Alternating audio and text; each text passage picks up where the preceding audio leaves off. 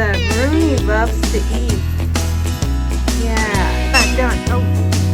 I just have to find that pecking order. Get! Go on, get! Get! They chopped everything. All my seedlings that I was so proud of.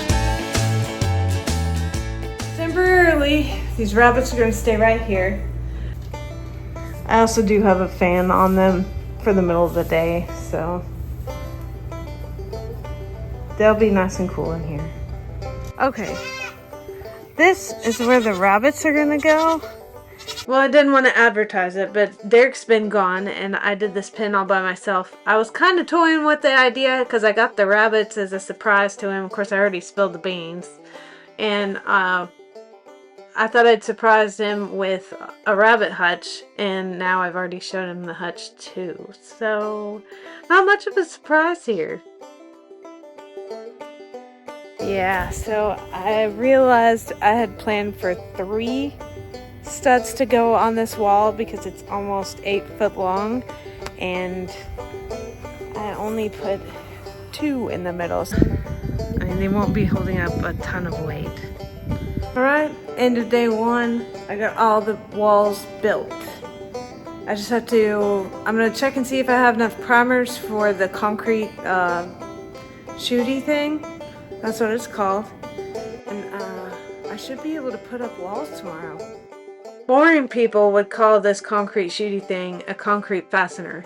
It just uses a 22 gauge primer to shoot a nail into the concrete because the concrete's hard. The bottom 2x4s to attach the walls to something, and then the walls won't move if it's attached to the concrete.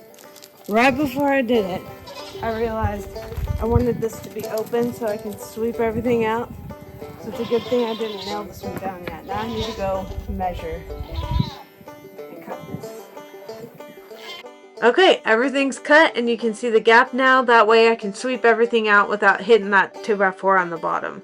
It won't have any wall on it. That's where the doors are going to go.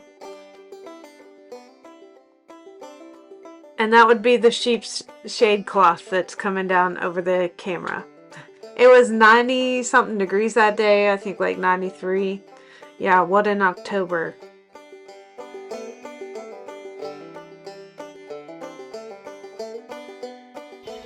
Here's all 4 walls up, and the inspectors are conducting tests in there to make sure it's sturdy enough. This plywood was heavy because I got it pretty thick. It was the only thing on the wall, so I wanted it to be sturdy, but it was hard to handle being an 8x4 piece and me being a teeny tiny little frail woman that I am.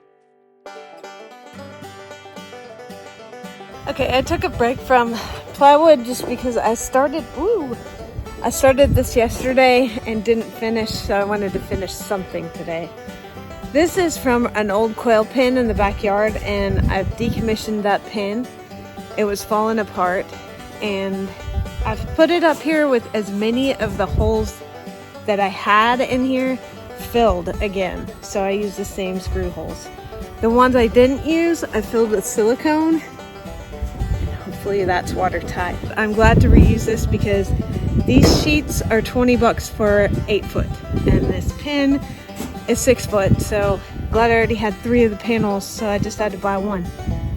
Alright, here we go. Needed a little rise here because I have a pitch here, and then it wasn't quite touching here, so I had to give it a little bit more rise, and then I made it down flush with this bottom wall. Pretty sure I was in a bad mood that day because it was like 100 billion degrees outside, but that's what all I did. I painted the plywood before I put it up because certain parts of it I can't paint it after it's up, especially backed up to the goat pen, so it will look like the chicken coop that I just showed right next to it eventually.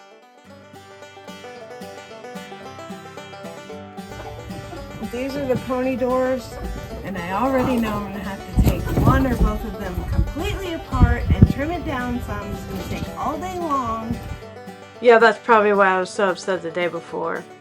It's just infuriating. You make these doors and you put the skins on it and then they don't fit and you have to take the skin off. You have to take each of the frames off. It's annoying. I spent a pretty penny on all this hardware to make it cutesy looking. I hope it's worth it in a few years when, I don't know.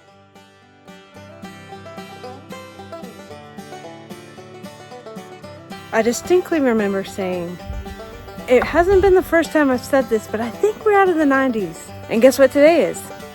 90 with no wind. And the sun is as intense as it can be. It's October like 14th or something. I am so sick of summer. Alright, here's a little shelf I made to exactly fit the pins that we have. And these shelf brackets can hold up to 1,000 pounds. So I only used 2 of them. I was going to put legs on it, but I want it to be easy to sweep out underneath. So I didn't end up using those, and these brackets will work great. It doesn't move at all. I forgot that I was going to paint up there before I put the mesh, but I did end up putting the hardware cloth there and on the sides. And then I realized it's going to pucker right there, so I need a board across here. I'll probably just do a 2x4. So it's back to the hardware store, but every single one of these I put on with a screw and a washer, and that's the better way to do it, better than staples. Here's the doors now. These are completely mesh with solar shade. They have solar shade. I was told to keep them out of direct sunlight. And I know the solar shade makes such a difference. This is 90% block. And it's dinner time. Roomy loves to eat. I said Roomy loves to eat. Yeah.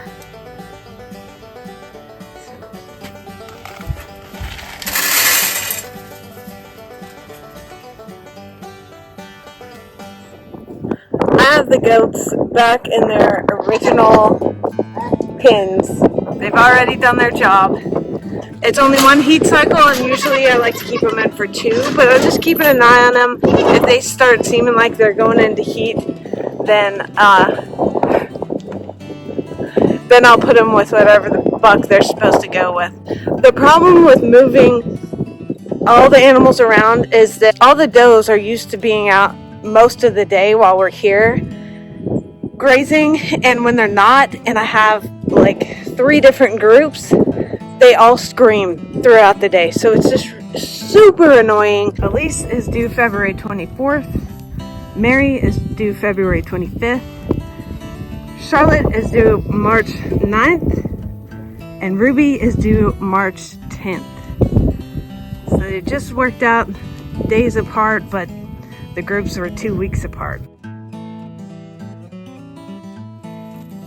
Something I've done a lot of lately is pig management. Where are these piglets going to go when they're 8 weeks old? Who's sold? Who's of breeder quality? Things like that. I let Lily and her piglets out today. I meant to go ahead and wean them and get her out and let them stay in the pen, but they wanted to come out, and I was like, they've never been out, so they're huge. They're 8 weeks and they're huge. Okay, that was difficult. These are Lily's 3. She's over there, but the gate's open. I can't do a lot of setting up the camera right now because it's so hot and the pigs would knock it over. So I had pigs everywhere and I had to separate. Basically what I'm telling you is they're going to go in that pen right there with those pigs. Alright, done. Oh, they just have to find that pecking order. Nobody can touch Albus's food. But now they're separated from mom, so the weaning process has begun.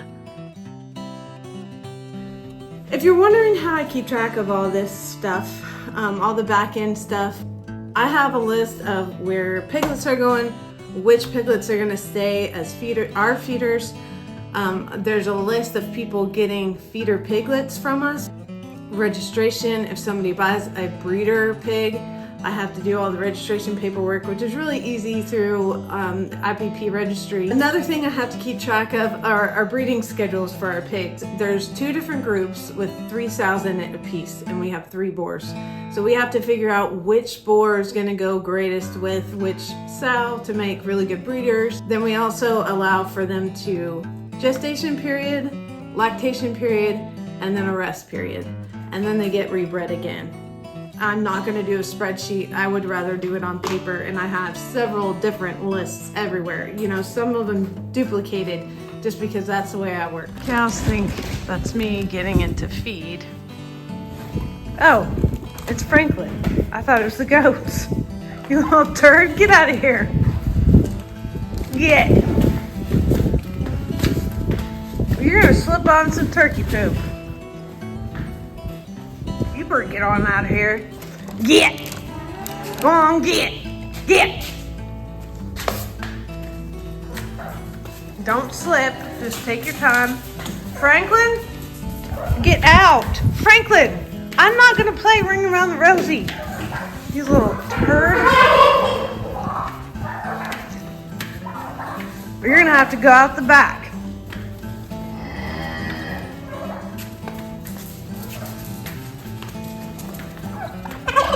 Don't come back in the barn. If you're new here, our lease was sold, so we had to move all the cows off. We have 15 cows on 15 acres, which is way too many. And because of that, and because the grass is starting to go dormant, we had to feed hay already. We're on bale 2, and it is October 24th, which is kind of lucky. Sometimes we have to feed in August because of the drought.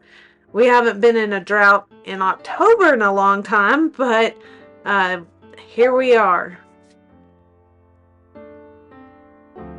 I have a list of all the cows, and I keep going through it, making cuts and figuring out who's going to be processed, who's going to stay, and who could potentially go off to a neighbor's. I keep having to change it. Unfortunately for Bonnie, she may not be staying because of her behavior.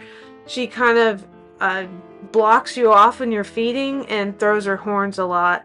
That's not this big one, it's the white one that just went off frame. But yeah, a lot of them are going to kind of hurt. I wish I could have more cows, but this is how it is. We only have 15 acres.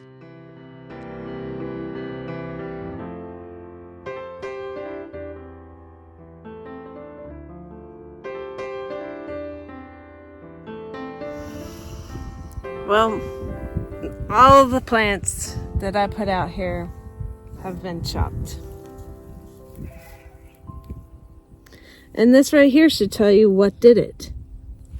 It's like they left a little calling card to let you know that it was rabbits. They chopped everything. All my seedlings that I was so proud of just came and chopped off the top of everything. So, there's not much of a chance of them coming back. But then I decided to work on my onion patch. So hopefully they don't eat all of those. Most of this is chicken compost on the top with all their shavings and stuff from the chicken coop. And I needed a little bit of the native soil to be in there because it was a little too lofty, too airy. And being in a drought and still being in the 90s in Texas, I need a thicker substrate so that it'll hold on to water longer. I took this, it's called a weasel, I think because the bigger version of this on the back of a tractor would be a joker, and that just breaks up soil compaction.